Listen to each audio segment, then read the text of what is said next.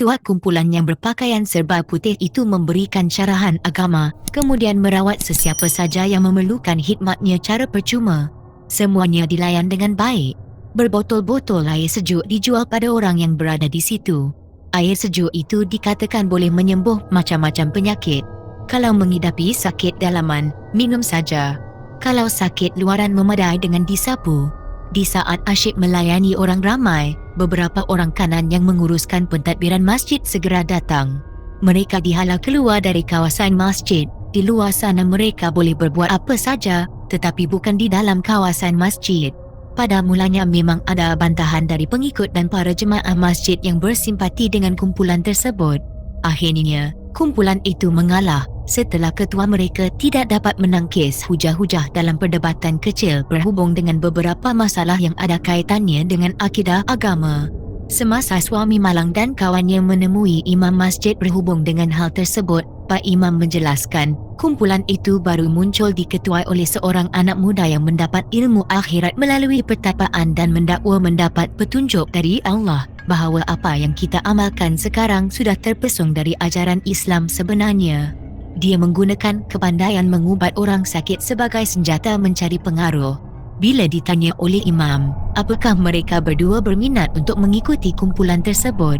Jika berminat, mereka dinasihatkan supaya jangan datang ke masjid ini lagi kerana minggu depan dan seterusnya kumpulan itu akan dihalau dari kawasan masjid. Kalau mereka berkeras, perkara itu akan dipanjangkan kepada pihak berkuasa. Lebih mengejutkan suami malang dan rakannya, Pak Imam menganggap ketua kumpulan itu orang gila. Begitu juga pengikutnya. Rawatan yang dilakukan pada pesakit, baik secara kebetulan. 10 dirawat kebetulan seorang yang pulih dan yang pulih itu dihebahkan oleh pengikutnya manakala 9 lagi yang gagal dirahsiakan. Pak Imam berpendapat bila dihalang datang ke masjid, besar kemungkinan kumpulan itu akan berhijrah ke tempat lain.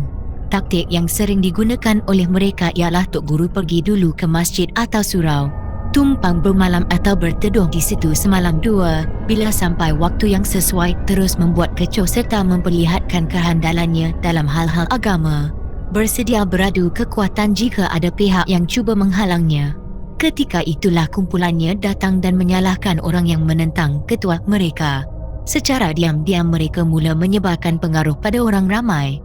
Secara diam-diam pula menghebahkan bahawa ajaran Tok Guru mereka benar belaka. Orang yang menentang Tok Guru adalah golongan orang munafik. Bila Pak Imam menyebut ketua kumpulan itu dipanggil Imam Syafi'i, biji mata suami malang terbeliak, dadanya berdebar. Dia teringatkan anaknya yang hilang. Sebab dipanggil Imam Syafi'i cara kebetulan nama ketua kumpulan tersebut memang Syafi'i, jelas Pak Imam lagi. Kesimpulan yang dibuat oleh Pak Imam bahawa Imam Syafi'i tiruan itu banyak menuntut ilmu syaitan semasa dalam pertapaan. Setelah mendengar penjelasan Pak Imam tersebut, hasrat suami malang untuk menemui Tok Guru dan minta jasa baiknya untuk mengubati sakit isterinya terpaksa dibatalkan. Hari itu juga dua sahabat tersebut pulang ke tempat masing-masing.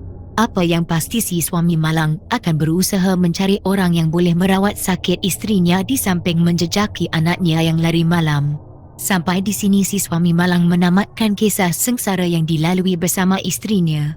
Hebat perjalanan hidupnya, bisik saya dalam hati sambil menjeling ke arah Tajudin yang tidak berkedip merenung ke surau. Pasangan suami isteri malang juga merenung ke arah yang sama seperti Tajudin.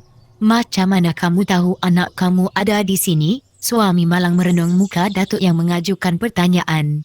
Secara spontan dia terus tersenyum. Itulah kali pertama saya melihat dia senyum sejak berada di situ. Sahabat saya yang beritahu, katanya. Sekarang apa yang mahu kamu buat? Membiarkan dia begitu atau memisahkan dia dengan orang-orang yang mendewa-dewakan dia? Pak Habib minta kepastian. Suara orang berzikir dan berkasidah jelas kedengaran dari surau. Isteri kepada si suami malang masih belum mengubah pandangan tetap renung ke surau. Dari sorotan ternyata dia amat merindui kehadiran anak yang hilang di sisinya. Ya Tuhan, kau selamatkanlah anakku, keluhnya. Hibat perasaan saya dibuatnya. Perlahan-lahan dia alihkan pandangan dari surau ke wajah Datuk. Renungannya mengandungi harapan agar Datuk atau Pak Habib melakukan sesuatu yang terbaik buatnya dan suami. Bagaimana? Suami malang terkejut dari lamunan. Dia merasakan kata yang diucapkan oleh Pak Habib memberikan sebuah harapan untuk dirinya.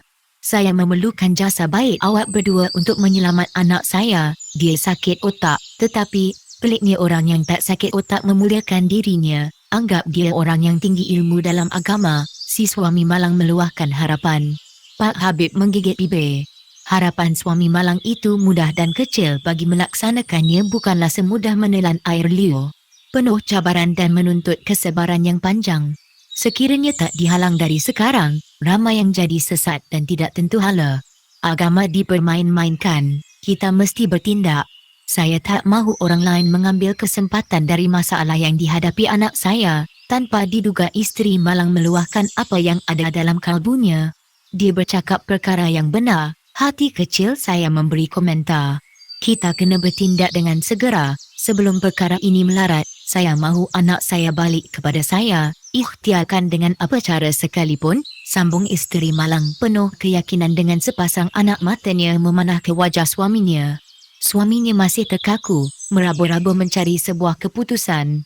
Cuba mengawal rasa berdebar dalam dada. Gegendang telinganya terus diasak dengan suara orang berkasidah. Selamatkan anak kita bang, rayu isteri.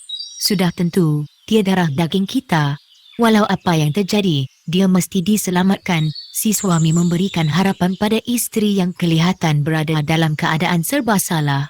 Tapi bang, tapi apa lagi? Suami mula resah dan bosan bila terlalu banyak pertanyaan diajukan padanya. Caranya bang, si suami seperti tersentak dan mula terfikir apa yang diajukan oleh isterinya memang betul. Buat beberapa saat dia termenung, beberapa kali dia menjeling ke arah Datuk dan Pak Habib. Macam ada sesuatu yang mahu disampaikannya lagi. Kita minta bantuan mereka, dengan spontan suami berkata.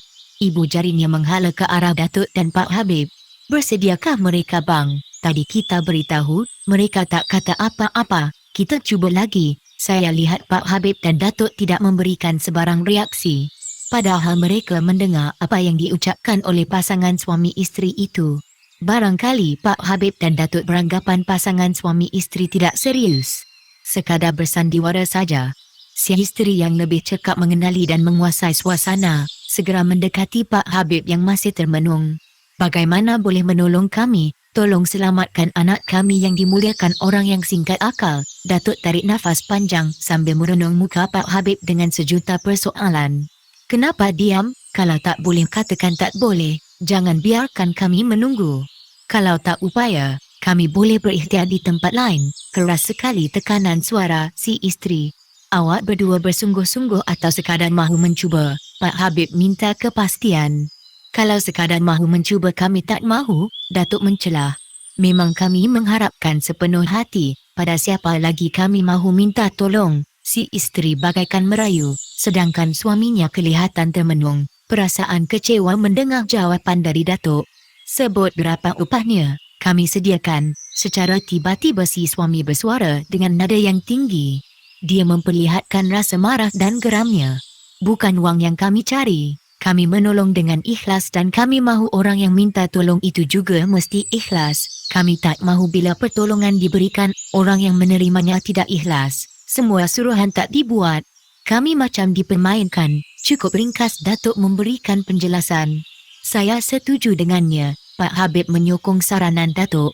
Muka pasangan suami isteri direnungnya dengan tepat seketika. Kemudian renungan itu dialihkan ke arah surau. Suara orang berzikir masih juga mengalun. Kamu berdua memang memerlukan pertolongan kami, tanya Pak Habib.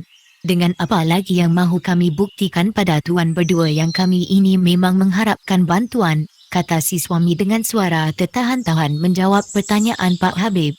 Baik, kami mulakan sekarang. Jangan cakap atau tegur bila kami membuat perkara yang ganjil terhadap anak kamu, tegas Datuk. Pasangan suami isteri itu anggukkan kepala. Tetapi anak mata mereka tidak terlepas dari merenung muka Datuk dan Pak Habib. Kita semua ke surau. Datuk keluarkan arahan. Arahan Datuk kami patuhi, termasuk pasangan suami isteri.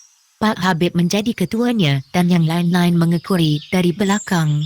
Rasa gementar tetap bersarang dalam dada. Dalam jarak beberapa kaki mahu sampai ke muka pintu surau, suara orang berzikir terhenti. Mereka bagaikan tahu kedatangan kami. Begini, biarkan kami uruskan hal ini. Kamu berdua pergi duduk di sana di bawah pokok rambutan. Bila aku panggil baru datang. Datuk renung muka pasangan suami isteri. Dengan segera mereka beredar dari situ. Tiba-tiba terdengar bunyi kaca terhempas ke atas lantai surau. Cepat Datuk renung muka Pak Habib dan Pak Habib segera memberi isyarat tangan supaya bersabar dan jangan peduli dengan apa yang berlaku. Saya, sahabat dan cucu saya, masuk ke dalam surau. Tajudin tunggu di pintu. Kalau terasa ada sesuatu yang ganjil semasa kami berada dalam surau, kamu selamatkan atau sembunyikan orang laki bini di bawah pokok rambutan. Itu pesan yang Datuk tinggalkan untuk Tajudin yang disambut dengan senyum oleh Tajudin. Kami bertiga bergerak serentak menuju pintu surau. Sebelum itu, Datuk telah mengingatkan saya dan Pak Habib supaya berhati-hati dan waspada. Mana tahu, kalau orang dalam surau keluar ikut pintu belakang dan terus melakukan serangan mengejut. Tunggu di luar dulu, beritahu Datuk. Sebab saja melangkah masuk, satu tendangan dari dalam dilepaskan pada Datuk. Nasib baik Datuk dapat mengelak dengan merendahkan badan sambil menangkap pergelangan kaki orang berkenaan. Dengan sepenuh tenaga kaki orang itu direntap dan dilemparkan keluar. Mungkin orang dalam surau terkejut dengan kejadian itu hingga tiada serangan susulan dilakukan. Datuk terus melangkah masuk. Saya dan Pak Habib segera mengekorinya. Datuk berdiri di tengah ruang surau bercekat pinggang. Saya berada di sebelah kiri dan Pak Habib berada di sebelah kanan. Mana Tok Guru kamu? Aku nak buat perhitungan. Semua yang ada dalam surau terdiam tunduk. Tiada seorang pun yang bersuara, apalagi panggungkan kepala menentang muka Datuk. Saya jeling ke arah lelaki berbadan besar dan tegap. Dia membisu. Kehebatan dan garangnya hilang entah ke mana.